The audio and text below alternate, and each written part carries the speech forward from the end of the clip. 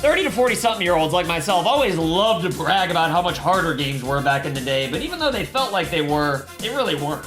Well, okay, sometimes they are, depending on which games you're playing, but most games from the 8 and 16-bit eras really weren't that difficult. They were just kind of dicks. Don't get me wrong, there definitely was challenge to be had, but the only reason it's burned into our heads as barely possible is because you usually had to beat the whole thing with a handful of tries with all kinds of cheap, tedious, and broken mechanics mixed in to create the illusion of difficulty.